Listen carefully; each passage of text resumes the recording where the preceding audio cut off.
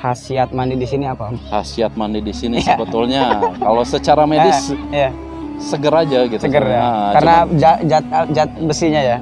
Seger karena memang alamnya juga mendukung. Cuman kalau secara kepercayaan banyak yang bilang. Gimana gitu. tuh kira-kira?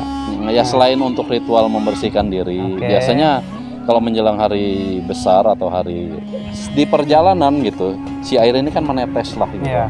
Nah, tetesan air inilah yang menjadi sumber mata air di sini gitu. Salah satunya Danau Cibanten, ada Cirampones, ada Talaga, ada Ciwasiat, ada Curug Nangka, dan satu lagi di Sumur Tujuh.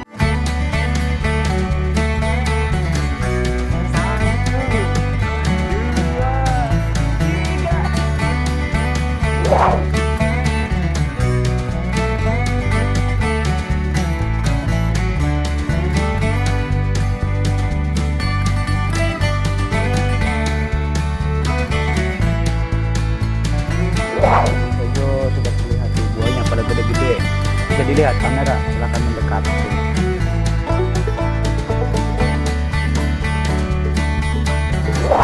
Banyak di sini tuh buat wedding, buat syuting. Dan tempat ini juga sering dikunjungi dari beberapa turis di mancanegara seluruh dunia.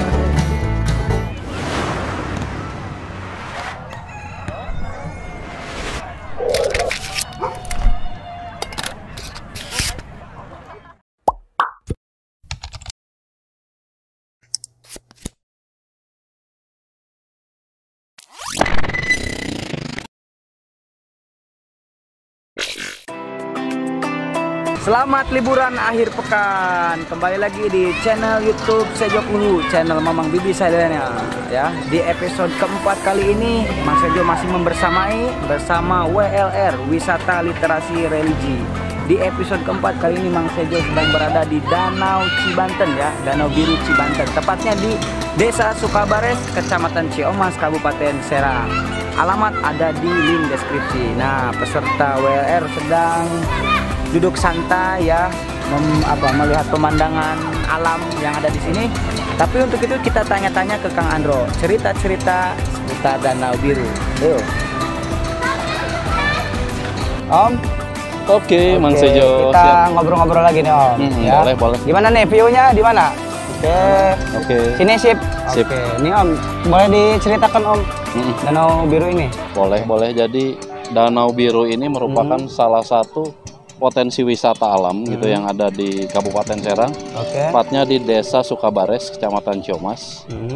Jadi Danau Biru ini, warna biru ini adalah biru alami ya, Mang Sejo ya. Jadi dia memang berwarna biru karena tingginya kandungan zat besi yang ada di dalam airnya gitu. Jadi tidak bisa dipergunakan untuk minum ya. Jadi memang hanya dipergunakan untuk pengairan sawah gitu dan mencuci oleh warga di sekitar hilir sana ya. Jadi danau ini merupakan salah satu dari sumber mata air Sungai Cibanten, Mang Sejo. Sungai Cibanten yang mengalir membelah kota Serang itu salah satu sumbernya ya dari sini, dari danau ini gitu. Yang satu lagi dari atas, dari Gunung Karang. Betul. Kalau wisata ke sini bayar nggak, Om? Free of charge, di sini gratis gitu. Dikelola sama siapa? Dikelola kalau untuk kawasannya dikelola oleh perhutani. Gitu. Karena ini kan banyak tumbuh-tumbuhan nih gitu. Sebagai penyerap penahan air gitu kan. Nah, seperti yang kita lihat di sekeliling sini kan banyak nih tumbuhan-tumbuhan besar, pohon-pohonnya gitu.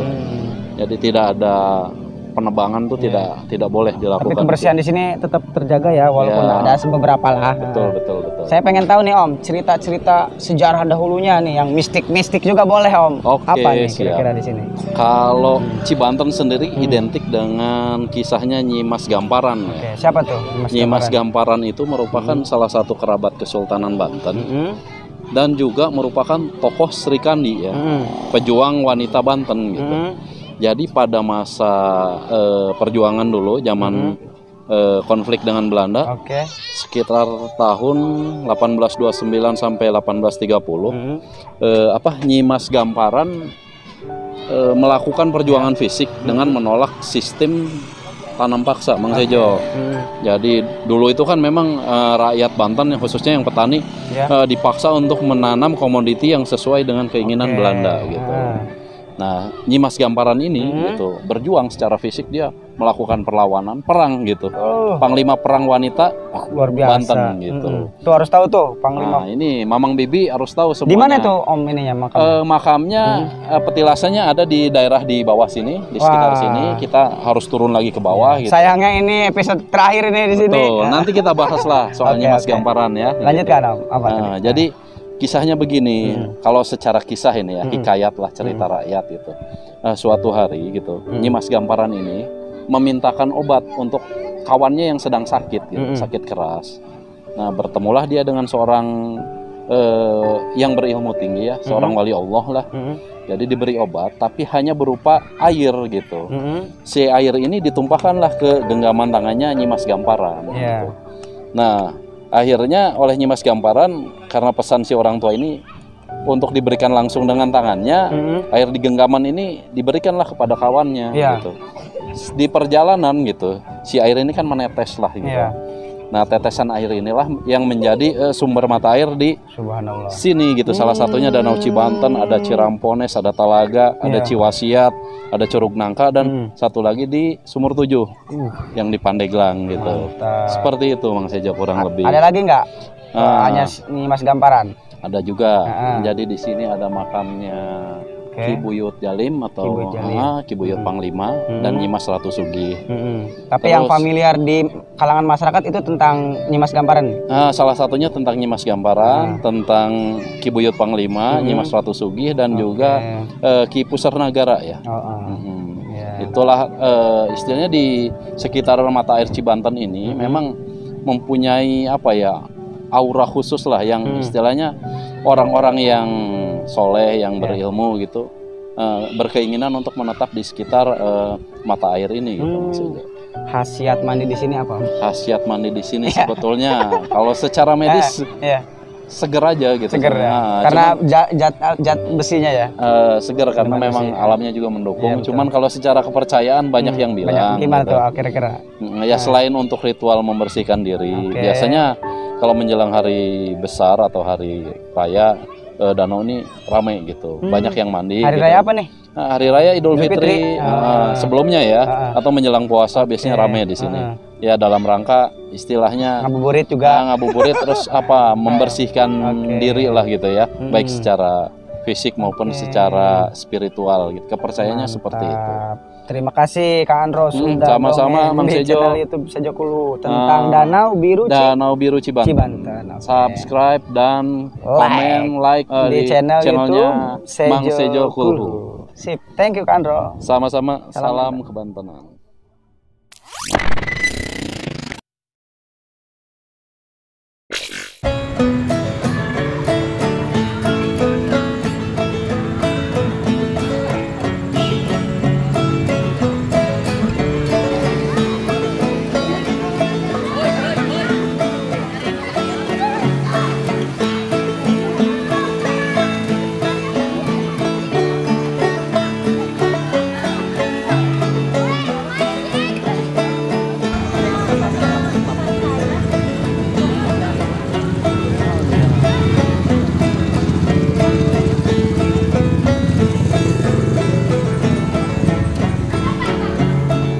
Nah, sekarang Mang Sejo sedang bersama salah satu peserta di wisata literasi religi. Halo, kenalan dulu Teh. Namanya Teteh siapa? Teh siapa? Rina. Teteh dari mana Teh? Dari Serang. Dari Serang. Rumahnya di mana tuh Serangnya? Di Ciracas. Oh, di Ciracas. Teteh, saya minta kesan-pesannya setelah mengikuti agenda kita di wisata literasi religi. Ya, alhamdulillah jadi lebih tahu ya sejarahnya, budayanya Banten. Terus hari ini kita nutupnya kan juga di tempat wisata. Tempat wisatanya sebetulnya bagus, danaunya biru, cuman sayang mungkin karena pengelolaan. Jadi kalau kita lihat di bawah masih banyak sekali sampah gitu ya.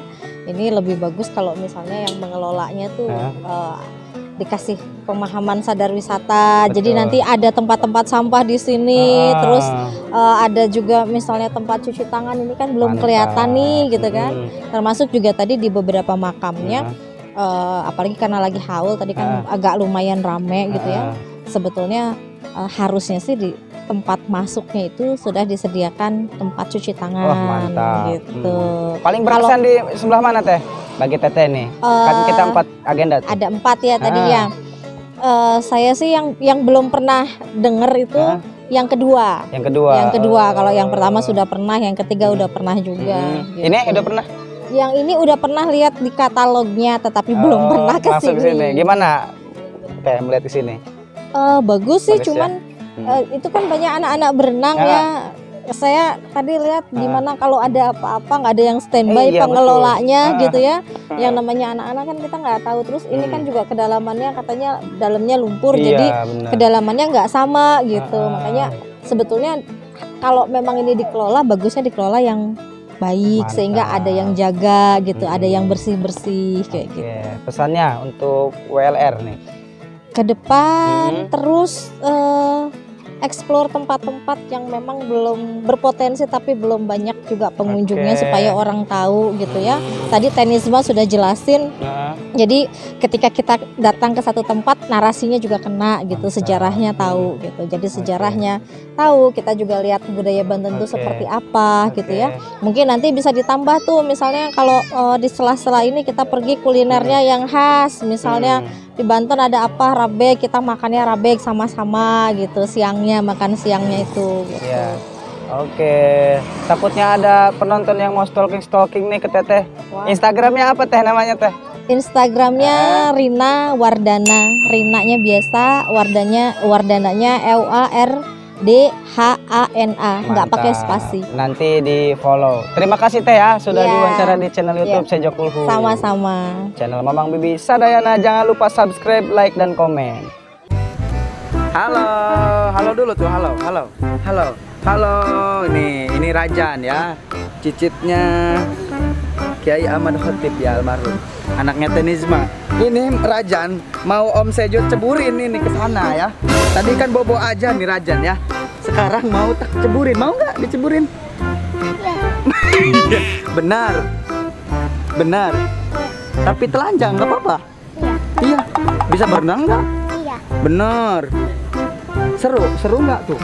Lihat, mau turun yuk. Ayo.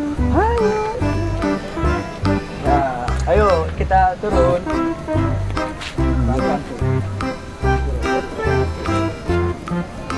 Turun dulu Dedeng, turun dulu. Nih tadi Rajan mau dicemplungin ya. Cemplungin ya. Buka dulu celananya. Cemplungin ya, langsung aja ya. 1, 2, 3. Kasihan tuh. Yuk buka celananya, yuk buka. Bajunya dulu dong. Hop. Terus.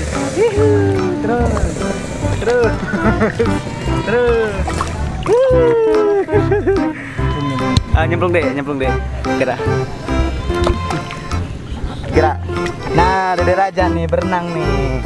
Tuh, lihat kamera. Kakinya ke bawahin. Halo dulu. Halo.